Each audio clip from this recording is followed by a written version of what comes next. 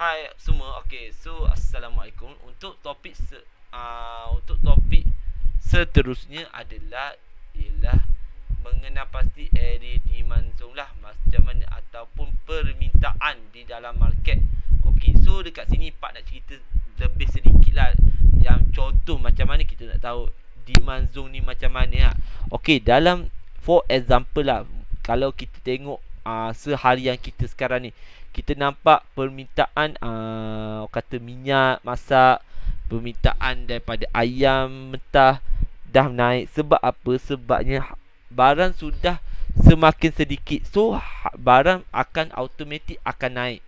So benda yang sedikit tu, yang limited ni, automatik akan jadi demand. Daripada demand akan jadi permintaan lah daripada orang. So orang akan berebut-rebut untuk dapatkan barang tu.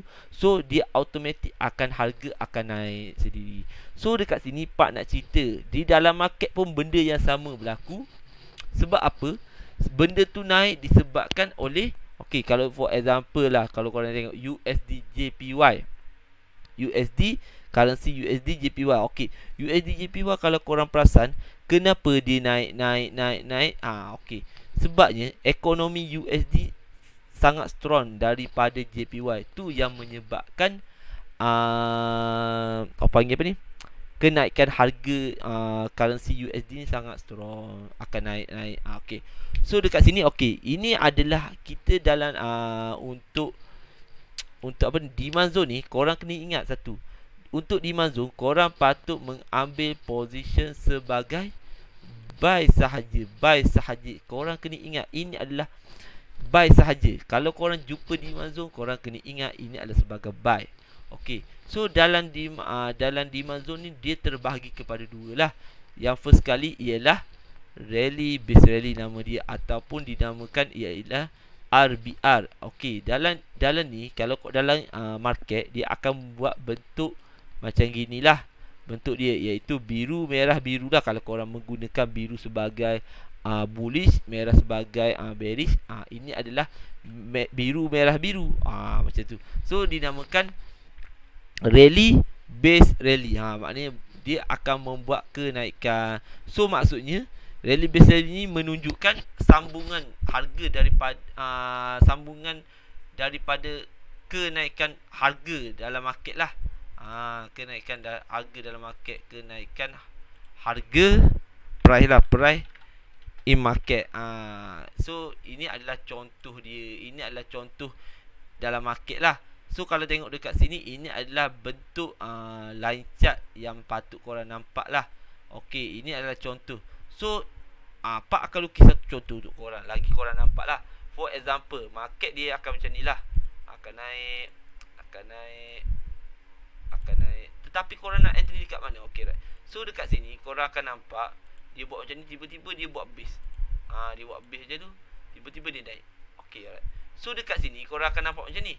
So korang just tunggu dekat area base ini sebelum dia nak fly lagi ke atas. Ini adalah contoh dia untuk korang entry sebagai zone buy kita nanti. Ini adalah contoh lah. Sebab apa? Kenapa korang buy dekat situ? Sebab ni dekat sini dia buat new support untuk korang entry, sebagai entry korang lah. Okey, so ini adalah contoh untuk rally base rally. Okey, untuk second pula, untuk demand zone ni ialah drop base rally. Bermaksudnya, okey, Pak tulis dulu drop base rally. Okey, drop base rally kita buat color biru lah. Biru ni tak cantik, biru ni lah. Okey, alright, drop base rally lah. Ini drop base rally ataupun dinamakan DBR. Kalau korang dengar sikatan-sikatan, ini adalah selalu orang guna DBR lah, RBR lah, DBD lah, DBR lah. Orang guna benda-benda macam ni, biasa orang selalu guna lah, untuk lagi senang, untuk lagi faham. Okey, so biasa kalau untuk drop base rally ni macam mana bentuk candle? Okey, kita pun lukis drop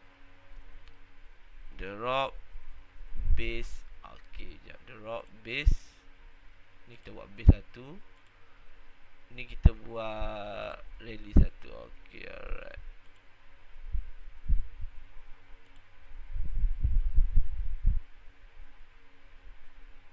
Okey. Alright, ini adalah contoh dia. Ini adalah contoh daripada. Okey, alright. Kita buat color dia dulu merah. Drop base drop ni merah. Drop base rally. Okey, ini adalah contoh dia lah. Okey, so drop base rally ni menunjukkan, drop base rally ni menunjukkan macam mana? Okey, drop base rally ni dia membuat perubahan arah. Membuat perubahan arah daripada penurunan kepada kenaikan lah. So ini adalah contoh simple lah daripada Pak. Alright. So kalau contoh yang senang difaham, kalau bentuk candle macam ni lah. Dia membuat ni, dia buat kenaikan macam tu. Alright. So dia membuat penurunan and then dia buat perubahan arah. So dekat sini korang nampak ini adalah bentuk contoh-contoh lah. So dekat sini kita akan lukis yang lagi korang nampak faham, iaitu bentuk dia macam ni lah. Contoh sekarang ni market tengah menjunam lah. Kalau korang nampak menjunam, tiba-tiba dia pun buat satu base kat sini. Dia buat base. So dia fly. Tetapi dia akan pull back balik dekat area ni sebelum dia nak naik ke atas. Ini adalah contoh. So dekat sini area zone yang patut korang ambil adalah dekat area sini lah. Area support juga. Benda sama. Sebab apa dia buat support? Sebab dia buat base adalah sebagai support kita untuk kita entry sebagai buy. So dekat sini korang boleh menunggu sebagai position buy ke atas sahaja. Jangan ambil entry sebagai sell pula. Ini adalah contoh daripada Pak untuk drop RBR dengan DBR. So jom kita tengok dekat recap macam mana dekat recap yang Pak cerita ni. So dekat sini kita tengok, kita akan cari ni dekat GBP AUD juga kita masuk di time frame H4 lah. So dekat sini kita tengok. Kalau kita cari untuk mula-mula apa ni? RBR, rally base rally. Kalau kita tengok dekat sini, dekat mana area RBR dia? So kita tengok dekat sini, dia sudah membuat kenaikan harga. So dia dekat sini, kalau korang nampak, yang Pak nampak dekat sini, Pak akan bulatkan satu benda kat sini. Right. So korang nampak dekat sini, ini adalah bentuk RBR lah. RBR kita, RBR yang selalu digunakan ataupun dinamakan iaitu rally base rally. So kalau korang nampak bentuk macam ni, so korang boleh tunggu sebabnya dia dah buat area support yang baru dekat sini. So dekat sini pun kita dah ada satu confirmation. Sebab apa? Dia akan buat satu base and then dia akan naik and then dia akan pull back balik dekat di sini sebelum dia nak ke atas kembali. Ini adalah contoh dia, area untuk kita entry sebagai buy.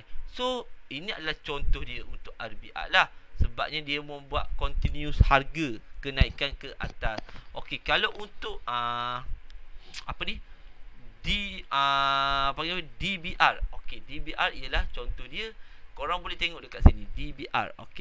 Contoh sekarang ni, harga tengah menurun, tiba-tiba dia membuat perubahan arah. For example dia, lagi senang nampak lah dekat sini. Kalau korang nampak drop base rally, drop base rally, bermaksudnya dekat sini korang pun nampak dia turun tiba-tiba and then dia pun buat satu base sebelum dia naik. Macam yang ni pun boleh jadi. Macam ni pun contoh juga, benda yang sama, benda banyak yang sama. So kalau nak nampak cantik, yang ni lah nampak cantik. Ini adalah contoh yang sangat cantik. Sebab apa? Kalau korang nampak sini, dia buat drop base rally. Nampak? So dekat sini, so korang nampak drop base rally dekat sini. Kalau korang tengok dekat-dekat, ini adalah yang sangat cantik sebab dia dah turun and then dia buat fly. Ini adalah contoh dia. Ini adalah drop base rally ataupun dinamakan DBR lah.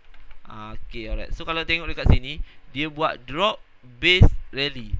So dekat sini dia akan pergi dekat area sini, base dekat sini. Base ini adalah sebagai confirmation untuk entry. So dia akan pull back untuk masuk zone. Ini adalah jarum dia masuk and dia fly. So dekat sini adalah continuous dia nak naik. Ini adalah continuous dia. So dia dah buat base baru and dia fly. True fly. Itu adalah contoh yang senang difahami untuk korang. Dekat mana area demand zone yang sangat strong. Area demand zone yang sangat strong adalah dekat area support. Itu adalah tempat yang sepatutnya korang entry sebagai buy.